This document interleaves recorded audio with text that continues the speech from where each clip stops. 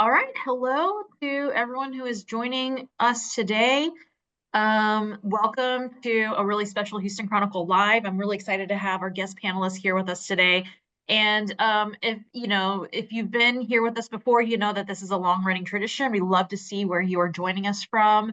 Right now, our office is in the Galleria area, so that's where I'm in.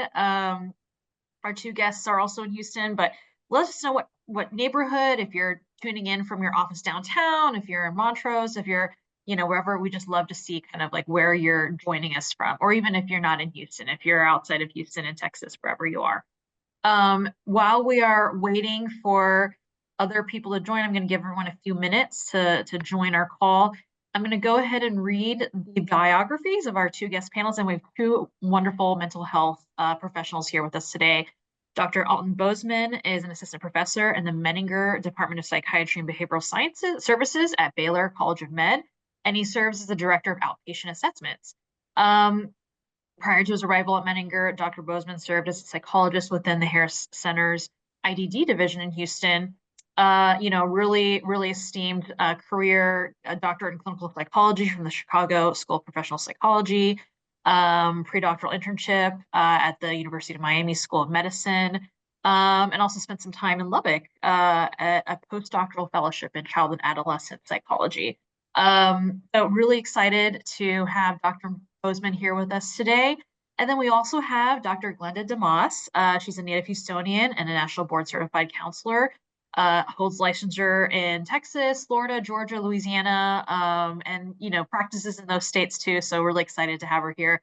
She is on the board of directors at NAMI, National Alliance of Mental Illness, Greater Houston, and also founded a private practice, Pearls of Change Wellness. And then, really cool.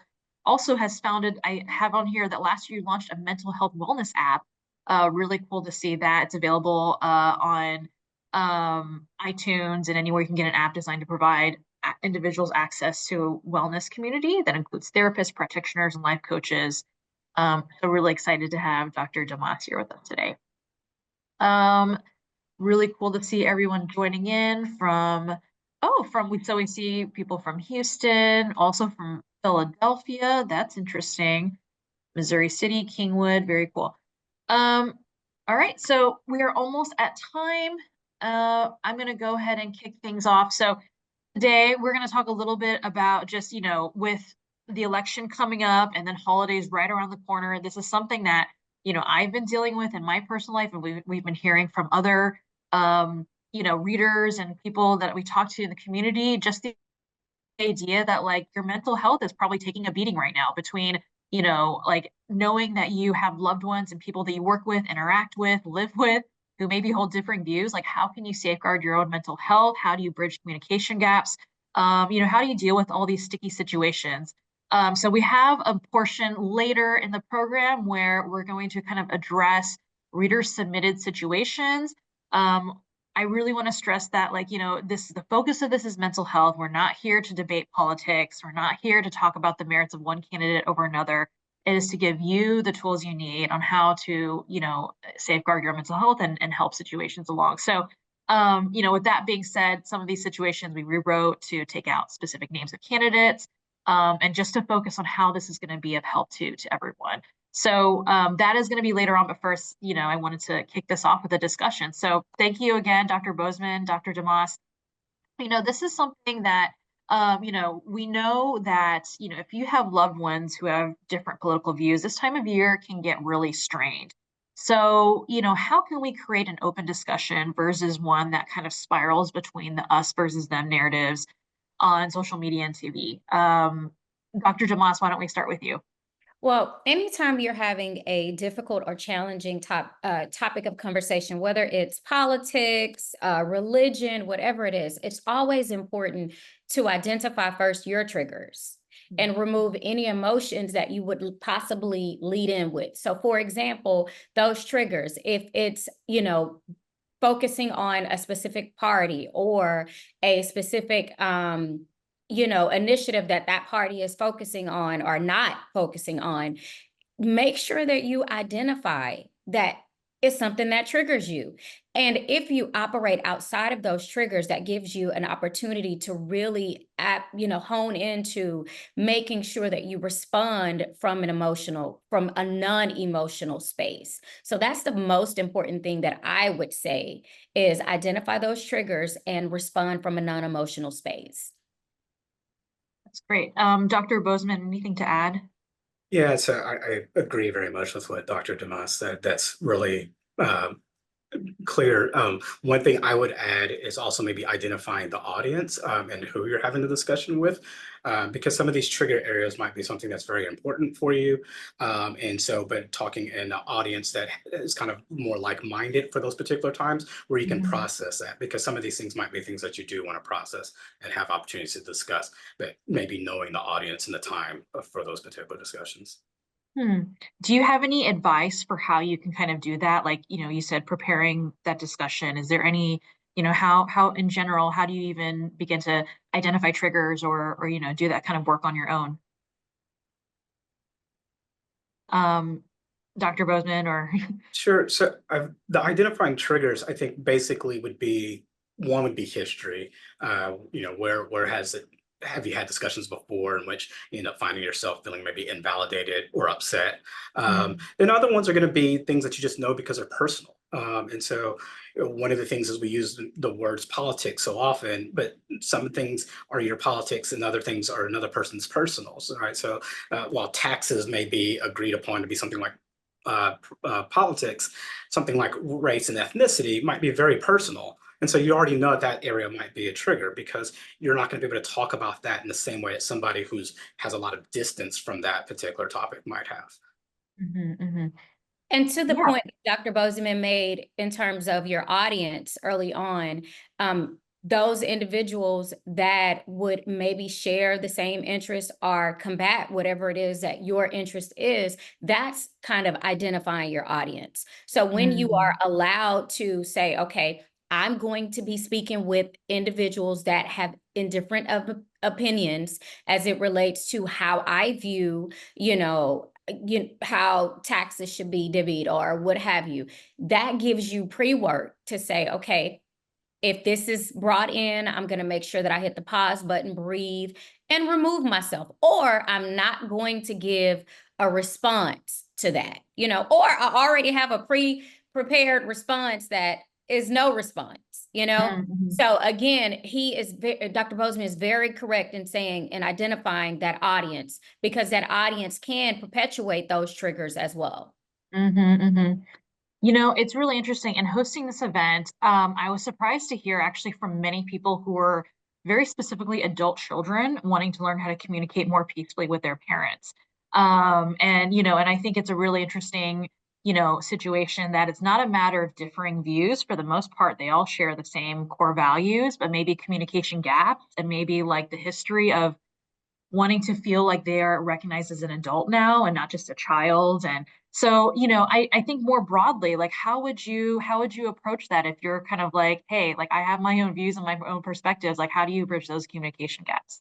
Dr. Demas. That's a great question because as a mother of a 23-year-old that is now he's a young man, he's now in this space of, having his own opinion. And we've often talked about, political views and, things of that sort. I think so first and foremost, being educated on what it is that you're first talking about is important. So as a young adult, when you bring that topic of discussion, to the table, or even when you jump into that topic of discussion, make sure that you're well informed. Because oftentimes when you're not well informed, it makes you become combative because you almost feel as though you're being attacked because you're not prepared to have that proper conversation. So I would say being well informed and, yes, social media is the new wave of this generation, TikTok, Instagram, Facebook, all of that.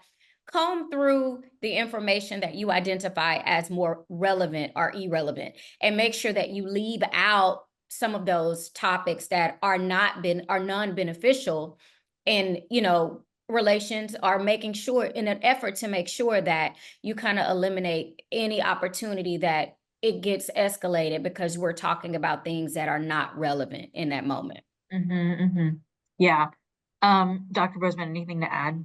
Yeah, so my kids started expressing their own opinion at like age 5. So I've been trying to squash it, it doesn't work. One of the things you mentioned was core values. So I think one of the things too is remembering that. So a lot of times when we're talking about this generational impact of one generation versus another, where the core values are probably still the same because of the fact that they were raised in the same household by the same parents.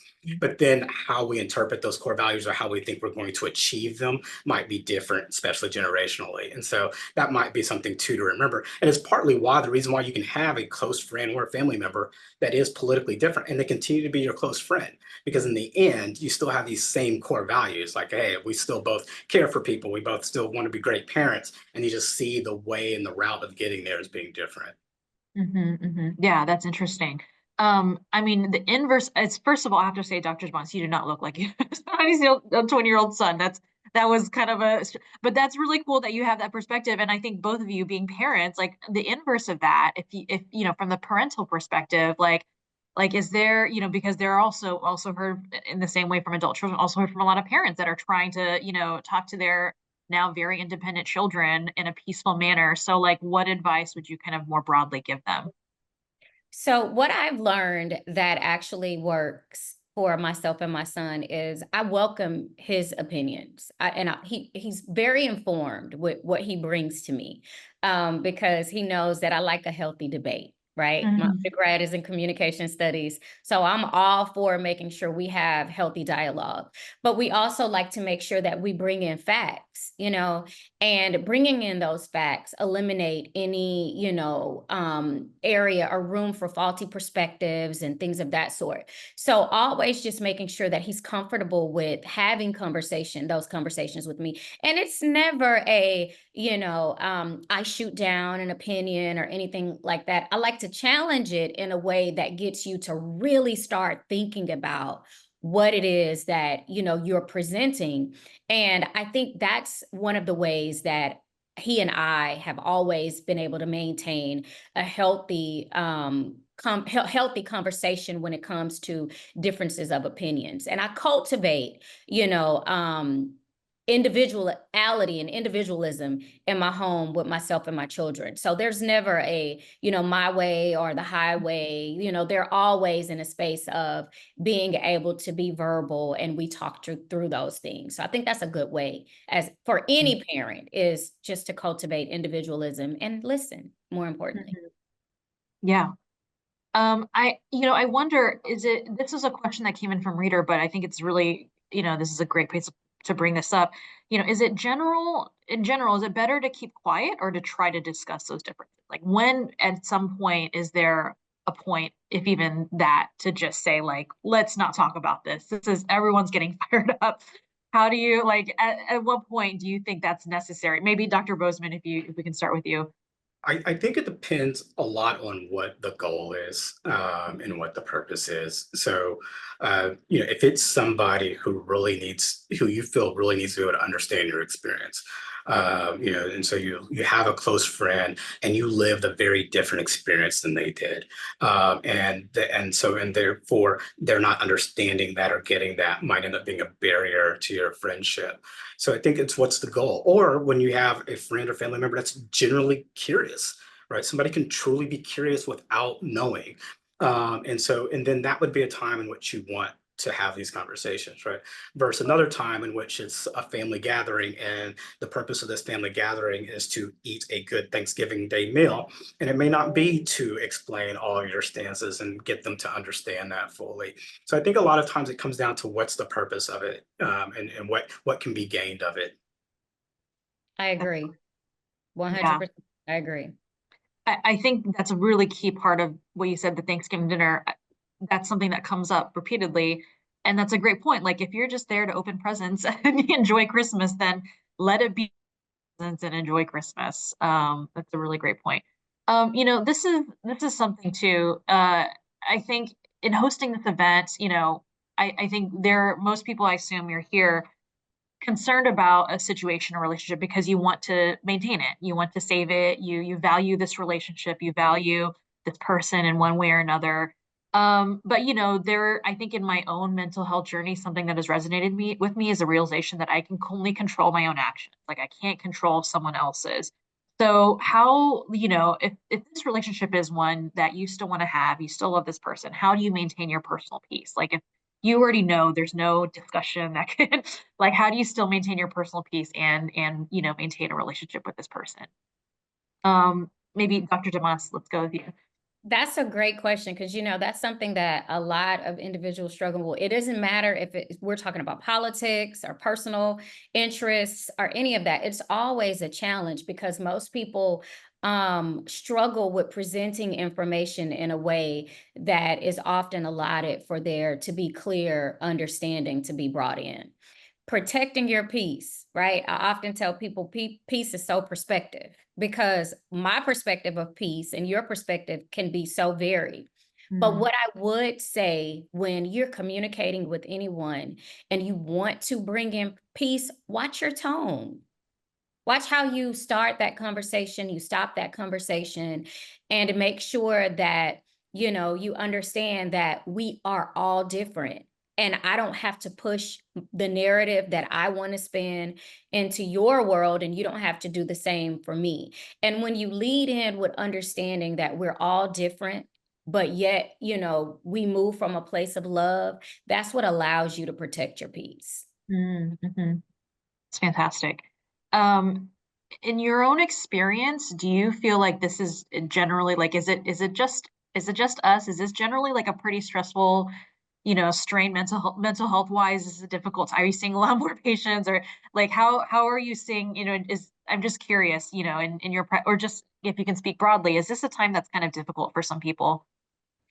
I think I would have to say those that lack internal locus of control, it's a hard time for them, Mm, you know, because they take everything personal. It's more, they're more reactive to the things that they hear or that's brought to them instead of being responsive. So mm, those are, individuals that have that heightened sense of arousal at the polls. That's, just kind of looking for, conflict in some sort of way. But in my office, I'd like to, brag about my clients. They're very well, tamed in terms of their emotions and well identified and well equipped to handle, stressful situations and stressful times. And those that are in therapy, they know what to do with those emotions, whether it's a matter of, okay, I'm going to sit on it for a moment and take it to my therapist. Or I'm going to wait until I get back in the car and process whatever it is. I think for anyone, during this time, if you're not really, aware, self-aware, you will react instead of respond. mhm. That's great. I'm gonna take it to one of the comments in the chat. I think this is just a really good general question. How can we manage anxiety leading up to the election and election night? If this is something that matters a lot to you, like how can you what are different strategies for you to manage your anxiety? Dr. Bozeman, let's go to you. Yeah, so I think the managing of anxiety for this time would be similar as it is in general, right? It's going to be a lot of self-care. So one of the things that I always like to ask people is, what does it look like? So people will say, "Oh, I'm going to take care of myself," or "I'm going to help my spouse take care of themselves." I say, "What does that look like?" Right? So I say, "I'm going to help my spouse take care of themselves." But then when they take a break from everything, I might get upset and say, "Hey, why aren't you helping out?" Right? So there really needs to be a conscious effort, right? It's going to be, look, we really are going to have this no TV zone, no social media zone for Mm, 2 hours, right? We really are going to go on a bike ride. We are going to go on a walk. We're going to listen to our music, right? We're going to take these times to have this space and to really make a conscious effort to use our coping skills and strategies for reducing anxiety. And another thing too is take a break, right? So if the political information is causing you a lot of anxiety, odds are you're well informed, right? You're at least engaging a lot in this activity, and you're not going to miss out on anything if you take a break, right? So you have to allow yourself to take a break, and you're taking a break's not going to impact anything, right? Like the who wins and who loses is not going to be impacted by how many hours you're spending looking at the real clear politics polls go up and down each day, right? And so just remembering to be able to give yourself that space, make a conscious effort, and what does that look like, and then helping each other with that. That's great. Yeah. I will say too, as you know, as a journalist, as someone who works for the Chronicle, I like every weekend, like I have to be on, social media for my work, but Friday, 5 p.m., I step away, like I make a conscious effort not to go on Instagram, not to go on TikTok, and it's actually been kind of great just to, really the only news that I get is through my inbox. I read the newsletter and then that's it. That's my moment of like staying in, even as a journalist. So I think I'm definitely co-sign that if that's something. Um, I wonder too, Dr. Demas, what you said about personal peace, and I think this is something that I wonder myself, and I've heard in various ways from readers. When do you, and I know just like personal peace, it looks different for everyone. When do you think the relationship is no longer worth maintaining? And I know that's kind of a big question. But at some point, if it's, whether it's a coworker or neighbor, whatever, at what point do you think it is important for me to just not interact with this person? Like at what point do you generally see that happen? I think personally, when that happens, the relationship is no longer worth maintaining is when it becomes disrespectful. It's one thing to have an opinion, Mhm. a very strong opinion, but it's a different thing to become disrespectful, in terms of what you're presenting as argument. And I think we're all, intelligent enough individuals that can identify what disrespect looks like, and if it's, just a few examples, I'm calling out your personal beliefs as a attack on your character, Mm, that's a level of disrespect, because it's one thing to say, I feel, but it's something different to say you are, so when it becomes disrespectful, that's when I think it's time for you to say, hey, you know what? I think it'd be great that we just, part ways, and do mhm. it peaceful. I love to tell everyone the outro should be God bless you, or whatever your higher power is, bless you, and end it that way. Yeah. Mhm, mhm. That's great. All right, so I want to make sure we have enough time for some reader submitted questions because there were quite a few of them. And for those of you joining us now, if you would like, we'd love to hear from you. If you want to join in the chat and drop any comments or questions, please try to keep them. Just like let's focus on mental health tools, let's focus on strategies, and let's try to keep it general so it's helpful to everyone. But let's go ahead and get started. I thought this was kind of interesting. I have a family member who makes biased comments but does not allow others to speak up. How do I begin to approach this person with a rational conversation? Um, Dr. Bozeman, I see you smiling. Yeah. I'll still point that Dr. Demas made about the I feel, right? So that'd be a great time to use an I feel statement. And so I feel that get out a lot of opinion thoughts and so forth and don't allow space for others to say theirs, kind of thing. And so the idea of an I feel statement is you're not saying that it's something factual. You're trying to reduce the point of argument in the space of arguing, right? To say this is my reaction to it. And then it's kind of like a take it or leave it, right? Now the ball's in their court, right? I've let you know how it's made me feel and what are you willing to do for it. But I think it's fair to let someone know that, hey, we all want to be able to have a space to have a discussion also. Mhm. That's great. There's another similar question is people seem to get very angry about the other candidate and you're not voting for my candidate and the ugly conversation that follows. Once you find yourself in this angry territory, how do you de-escalate? And I'm guessing a good starting place is an I feel, but is there any additional advice you'd like to add to that? I guess if I could jump in and say, I would want to know more, like, well, why do you feel that should be my perspective, or that should be my stance, and then often when you can understand a person's why, that helps you respond to them a lot better, and if it's just preference, like, well, I think that, I like him or her or whoever better, then okay, then, that's quite all right. And we can always end it at that, or if you want to challenge it, that's great, that's totally up to you. But Mhm. oftentimes when a person already has their mindset on one specific, focus, it's better you allow them to navigate in that space instead of trying to always adjust, because often that brings in more of a challenge than understanding. So here's a question that I think is I've seen this happen to friends. How do spouses who disagree handle this when both feel strongly about the opposing parties and candidates, but for different reasons? If there are no other marital problems, how can they deal with this? And I know for my friends, they've just agreed to just not talk about it until November 6th. But I'm curious, as professionals, like what do you think is a good strategy? Yeah, well, I think you started off with with a good one. It's just not talk about right.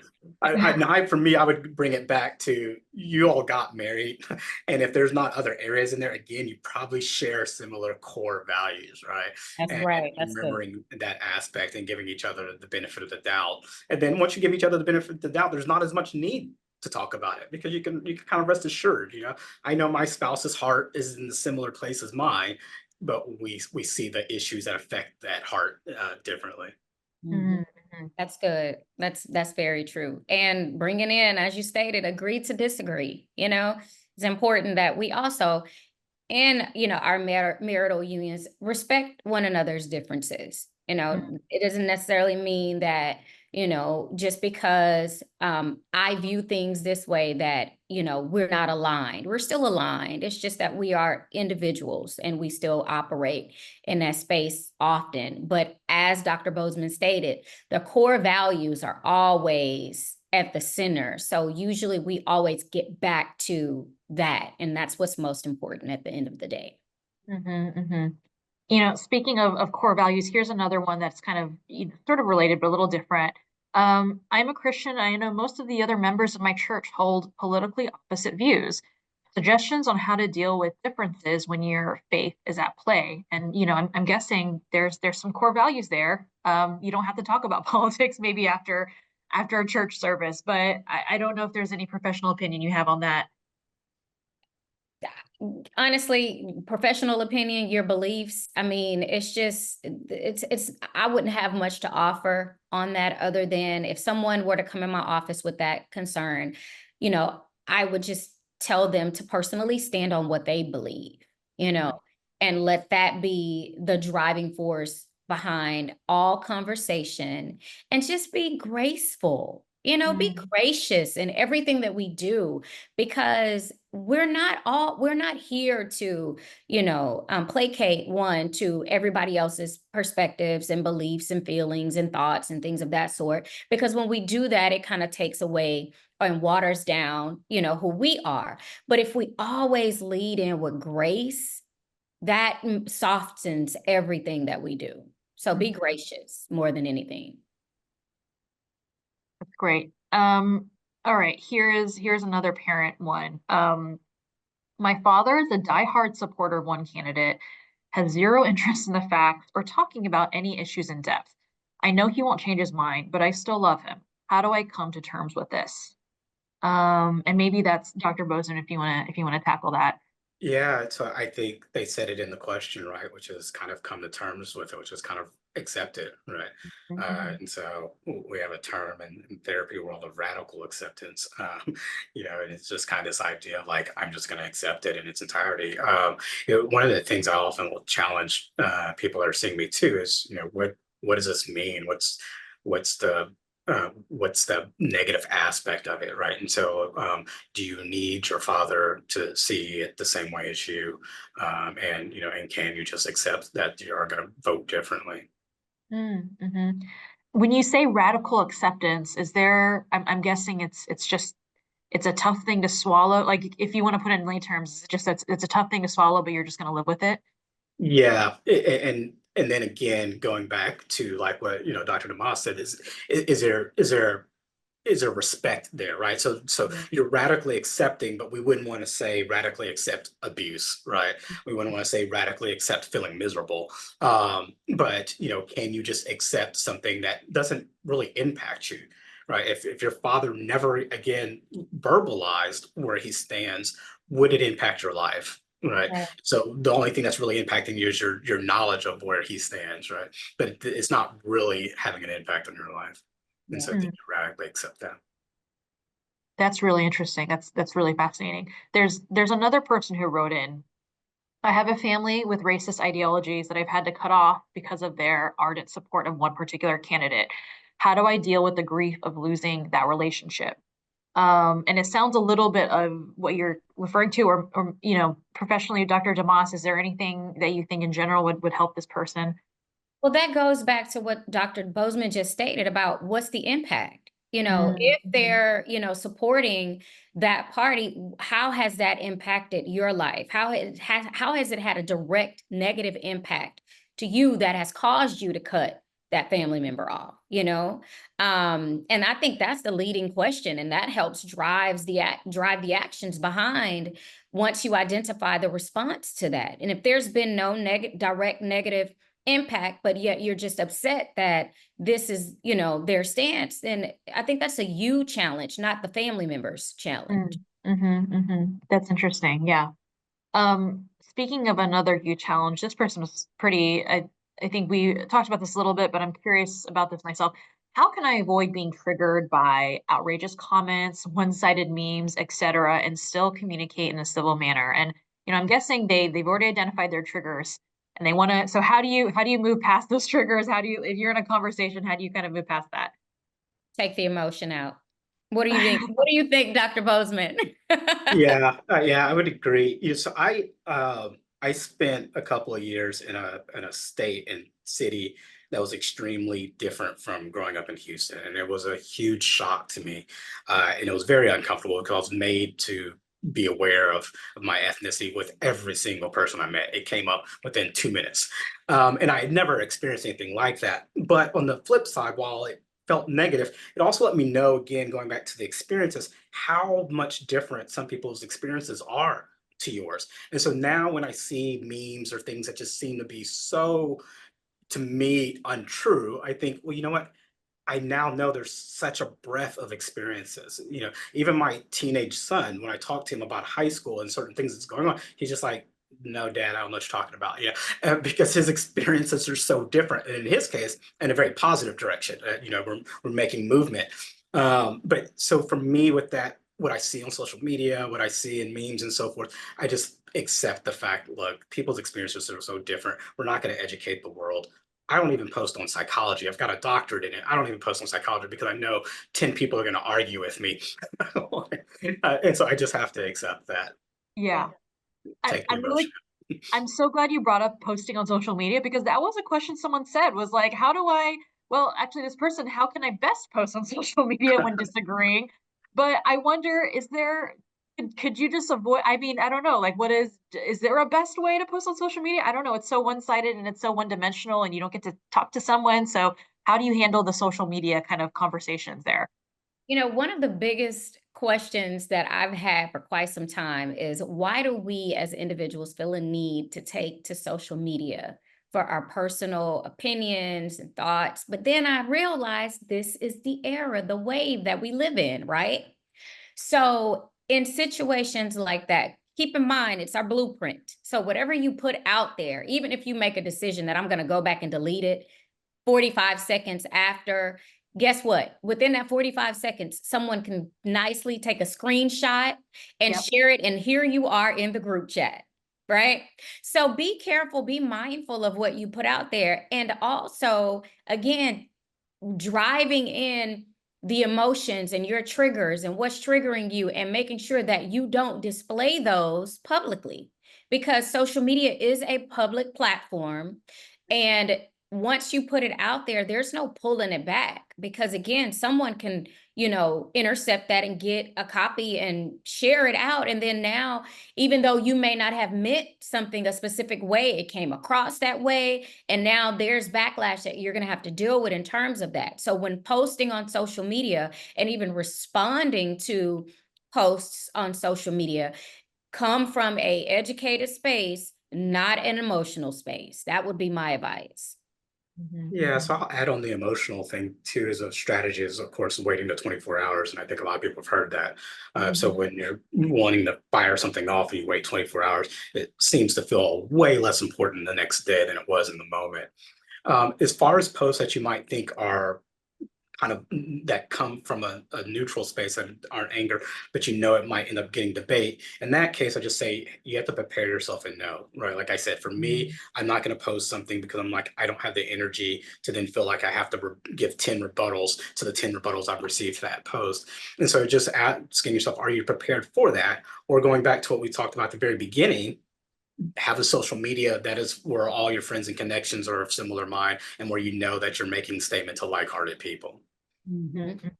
That's great. When we talked about earlier maintaining your personal peace and maybe, saying goodbye to a relationship, there was someone who wrote in, and this is, I think a broad situation that many of us maybe have dealt with before. Say there is a relationship where, you haven't spoken to this person in a long time, but you want to, like, there is now a desire to revive that relationship. Like, there is now a desire to try to see, hey, like, can we, I really regret not talking to you. Like, I miss you. Like, I want to revive this relationship. Maybe it's a sibling you haven't talked to in a while. Like, so how do you even begin to kind of mend that relationship again? Well, definitely don't lead in with a political question. But, one of the things that I've noticed when relationships have kind of had distance, right? And you come back and do a temperature check. If that individual is interested, that temperature check that you do, hey, you were on my mind. I was just thinking of you. When you get a response to that, then that's an open door, a positive open door. Now, if you don't get a response, then that kind of means that I'm not interested in having any type of dialogue with you. So I wouldn't definitely push the envelope on trying to, further communicate if there's no response. But if you get positive, interaction back just off of a, hey, you were on my mind, thinking of you, hope all is well, then that's definitely an open door. Yeah, and then I would add also gauging what has changed or not likely to have changed. And if things are not likely to have changed, then what are you willing to do to bridge that gap? Do you want to have a discussion and say like, hey, this is what came between us? Are you willing to have that discussion? Or again, are you willing to accept, right? And do the radical acceptance of what drove it apart in the first place? But you have to be realistic if things have not likely changed. That's great. All right, shifting gears. This is actually something that came in the chat, but then also was written into. I think we're going to deal with this situation a lot during the holidays. Is you just do not want to talk about politics. You're like, let's focus on the turkey. Let's focus on Thanksgiving. But if there's another person who is insisting to talk about it, how do you maintain your peace? How do you hold that boundary? What are some strategies to just avoid a conversation when someone just keeps bringing it up? It can be tough because I would say it's got to be laying down and then holding to the boundaries. So, I think it's fair to say we don't want to discuss politics. I don't think that there's anything, very controversial about that. And then if somebody continues to do it, then kind of saying like, hey, this was kind of the rule, we decided on. And then hopefully the person's not so unreasonable to continue to push back on that. But I think laying out expectations of what you want in an event and time to be like is fully understandable. And to Dr. Bozeman's point, if that person is adamant about having this conversation, right? Said conversation, someone needs to be in place to say, okay, I have a question for you. What's the end goal? We have this conversation. What's the end goal? What are we trying to accomplish by this? Are we bringing in awareness? Or, we, just want to discuss varied opinions? Like, what's the end goal? Like, what's the purpose? What's the overall purpose and the end goal in mind? And if no one can, if that person can't give like solid information in terms of their why, what the end goal is and, what's the purpose of the conversation. And I think everyone can make a uniform decision that we're going to stay away from it today, Right. This is more of a common announcement for everyone who's attending. Someone has dropped in the chat, Braver Angels is hosting a workshop in Houston on family and politics in November. So check it out. Braver Angels sounds like a great organization. Okay, going back to this is kind of an interesting question is, and I had to rewrite this because they initially submitted with a specific candidate, but they wrote, when my candidate of choice win. So very confident there that their candidate's going to win. But when my candidate of choice wins, what is the best way to communicate with friends and family who are not for that particular candidate? So I'm guessing this, just the idea that like, how do you become a gracious winner? How do you talk to people? Maybe there were some conversations, some words that were said before, and now you want to mend that fence. Now you want to kind of talk to this. Curious any strategies or advice? A giant sign outside your house that says "I told you so." So that's a very interesting question because I think we've mentioned it many times. It's come up. What's the point? If your Yeah, candidate wins, I don't know why you need to revisit and go back to your friends. So that would be my thing: is what's the point? What would be the point of telling them or letting them even know that you're happy with it? They already know you're happy with it. Exactly. Yeah, What's the end goal? What are we yeah, trying right, to do? It's no different than, when that, as a kid, when you win that, that trophy, right? And everybody saw you win that trophy. You're running up. Did you see? Did you see? Did you see? We all saw it. Okay, go right along, right, So right. it's kind of like, there's no need to gloat, because that's kind of what triggers most people is that when they Mhm, feel like you're rubbing things in their face. So I mhm. think, gracefully moving forward with a smile, is suffice. Yes, yeah. showing everyone grace. And I think a good thing just to remember too is if something's really important to you, to remember that it feels just as important to other people too. So that if you gloat, you're really invalidating and being mean spirited, and that they Oh, had very important reasons for supporting their candidate. right. Yeah. There's another question that I know I have my own opinion about this, but I just think it's funny that this is an actual situation. But I wait, let me find I would like I'd be happy for advice about how to escape from fired up strangers in public settings as much as from family members. And I don't know where this person is hanging out in public settings, but I mean, to me, if it's a stranger, you could just walk away. Like, is there anything that you have to add to that? That it's if you don't see this person again, then what's just say thanks and then or I don't know if there's a more gracious way to handle that. Walk away. Like, Walk away. why are we dispelling energy, in situations that when in 5 minutes I won't see you again, you know? Mm, So I would definitely say remove yourself. That's way more important because again, you don't know the other party's motives or any of that. Why put yourself in an unsafe space physically, mentally, just to be worked up and 5 minutes from now, 7 minutes from now, that person will be on their way, but you're now, unhappy and talking mhm. about it. And it's just not a good situation. Remove yourself. Ignore. Yeah. Yeah. All right, so we have a few minutes left in our program. Just any general advice that, it's like I love the strategies of looking at triggers. I actually think it's actually good homework for everyone, regardless of what situation you're in, and just to know that what, as a parent, as a wife. So any general advice, parting thoughts, Dr. Bozeman, I'll start with you. Yeah, I would go back to the self-care aspect. Just make sure you're taking care of yourself. This is a high anxiety provoking period of the year, or every 4 years especially. And we have what we call the kind of like recency bias. And so it feels this heightened now. Why does it not feel as heightened 3 years ago, 2 years ago, 1 year ago? Right. Part of it is because it's so much there. But these issues, by their nature, are occurring throughout a whole 4 year cycle, and yet they tend to rise up at their peak now. And why is that, right? And so a lot of it's that recency part, and to remind yourself, therefore, if I can take a space and remember and let it get back to feeling the way it felt 2 years ago when it was the exact same issues going on. So taking care of yourself and just making sure that that's a priority. Dr. Demas. My personal advice would be just be mindful. Be mindful of your own personal needs during this time, your family's needs. Make sure that you create healthy space in your support systems, in your systems of support for those that you're constantly communicating with. And also make sure that you have the capacity, to have certain challenging conversations, should you make a decision to do so. And know more importantly when to remove yourself. So those would be, my big pieces of advice that I would want anyone to take away from today. That's fantastic. Dr. Bozeman with the Menninger Clinic. Dr. Demas with Pearls of Change. Thank you so much for joining us today. Thank you everyone for taking time to join us. There will be a recording of this available on our YouTube channel before the end of the week. So check it out there if you'd like, share it with other friends, and have a great rest of the day. Well, Thanks. thank you for having us. Thank you.